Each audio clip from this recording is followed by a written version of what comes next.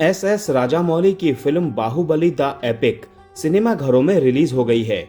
इस फिल्म को फिल्म के 10 साल पूरे होने की खुशी में जारी किया गया है। फिल्म को लेकर फैंस के बीच जबरदस्त माहौल बना हुआ है। जो लोग पिछली बार इसे थिएटर्स में नहीं देख पाए थे, अब मेकर्स ने उन्हें इस फिल्म को सिनेमाघरों में देखने का दूसरा मौका दिया है। आइए जानते हैं कि यह फिल्म उस फिल्म से कितनी अलग है और इसमें क्या नया है। भारतीय सिनेमा के इतिहास में कुछ ही फिल्में ऐसी हैं जिनके नाम के आगे कालजयी या एपिक शब्द अपने आप ही जुड़ जाता है, और एस राजामौली की बाहुबली फ्रेंचाइजी उनमें से एक है। 2015 में जब बाहुबली द बिगनिंग आई थी, तब ये सिर्फ एक फिल्म नहीं थी, बल्कि एक नया नजरिया था कि देसी कहानियों को भी हॉलीवुड लेवल की भव्यता के साथ पर्दे पर उतारा जा सकता है। 10 साल पूरे हुए और इस फिल्म के मेकर्स ने एक मास्टर स्ट्रोक चला है। दोनों पार्ट्स, द बिगनिंग और द कंक्लूजन को मिलाकर री एडिट करके एक सिंगल फिल्म बना दी गई है, बाहुबली द एपिक। ये एक ऐसा जुगाड़ है जो सिर्फ राजामौली के दिमाग से ही निकल सकता था। सोचिए, जिस सवाल यानी कटप्पा ने बाहुबली को क्यों मारा के जवाब के लिए देश ने 2 साल का इंतजार किया, उसे अब आप सिर्फ एक इंटरवल के बाद जान सकते हैं। जब फिल्म का पोस्टर फिर एक बार देखा, तभी रोंगटे खड़े हो गए थे।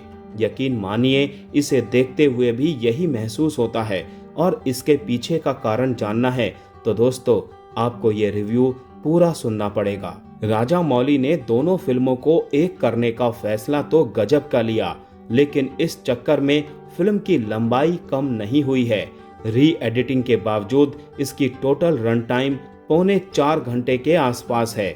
अगर आप इंटरवल का टाइम भी जोड़ लें तो थिएटर में आपको 4 घंटे की सीट बेल्ट कसनी पड़ेगी। इसे फिल्म नहीं, एक सिनेमैटिक महागाथा कह सकते हैं। फिल्म की कहानी तो हम सभी को पता है, तो इसीलिए सीधे फिल्म पर बात करते हैं। फिल्म को तेजी से आगे बढ़ाने के लिए मेकर्स ने बिगनिंग वाले हिस्से में कई सीन्स पर कैंची चलाई है। ये एडिटिंग इतनी क्रिस्प है कि कई जगह तो फील होता है कहानी दौड़ रही है, खासकर पहले हाफ में, लेकिन इससे कुछ पीछे छूट रहा है। ये वाली फीलिंग नहीं आती। प्रभास और अवंतिका का जो रोमांस पहले एक बड़ा हिस्सा लेता था, उसे अब लगभग किनारे कर दिया गया है। तमन्ना के फैंस शायद थोड़ा निराश हो सकते हैं, क्योंकि उनकी लव स्टोरी को एक वॉइस ओवर के जरिए निपटा दिया गया है। मानो मेकर्स ने कहा हो, चलो भाई, बहुत हुआ इश्क विस्क, अब सीधे माहिष्मती का राज देखेंगे। दूसरे हाफ में जो कंक्लूजन वाला हिस्सा है, वहां भी कट्स लगे हैं, लेकिन कहानी तेजी से अपने क्लाइमैक्स तक पहुंचे। लेकिन एडिटिंग के इस सर्जिकल स्ट्राइक का फायदा ये हुआ कि फिल्म में कहीं भी अनचाहा फैलाव महसूस नहीं हुआ। पूरी कहानी बिना ब्रेक लिए एक ही धुन में आगे बढ़ती है, और यही इसे एक एपिक वाला फील देता है। इस फिल्म की असली जीत इसकी भव्यता है। 10 साल बाद भी जब आप माहिष्मती की दुनिया बड़े पर्दे पर देखते हैं, तो वो देखकर आप दंग रह जाते हैं। राजामौली का विजन, उनका स्केल और जिस तरह से उन्होंने कल्पना को हकीकत में उतारा है, वो आज भी भारतीय सिनेमा के लिए एक बेंचमार्क है। उदाहरण के तौर पर दोस्तों, वो सीन याद कीजिए जब प्रभास दहाड़ता है, अमरेंद्र बाहुबली यानी मैं। यकीन मानिए, 10 साल बाद भी थिएटर में वही माहौल बनता है। सीटियां बजती हैं, लोग चिल्लाते हैं, और जब राजमाता शिवागामी बच्चे को हाथ में उठाकर कहती है महेंद्र बाहुबली, या फिर अपने पति को हाथ दिखाकर उनका कहना मेरा वचन ही है शासन, तो वो सीन आज भी रोंगटे खड़े कर देते हैं।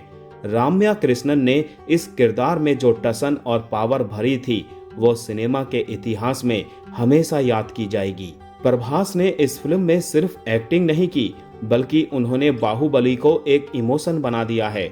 इस किरदार की सादगी, उनका न्याय के प्रति समर्पण और युद्ध के मैदान में उनका रौद्र रूप सीधे दिल में बस जाते हैं।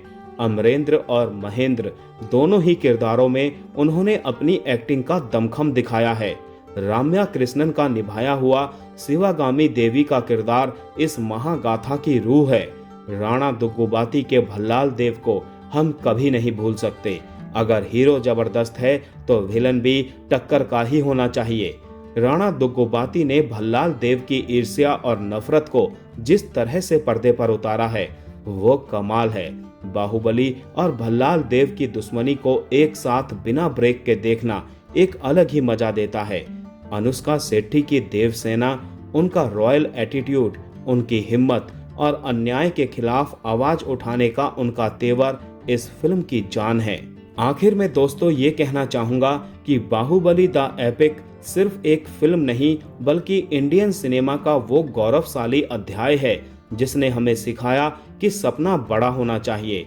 अगर आपने पहले ये फिल्में नहीं देखी हैं तो ये आपके लिए किसी ट्रीट से कम नहीं है।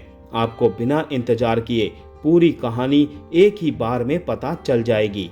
और अगर आप बाहुबली के ओजी फैन हैं तो बड़े पर्दे पर माहिष्मती का जादू फिर से देखना, अमरेंद्र बाहुबली के लिए तालियां बजाना और शिवागामी के लिए खड़े होना, ये एक ऐसा फील है जिसे आप मिस नहीं करना चाहेंगे।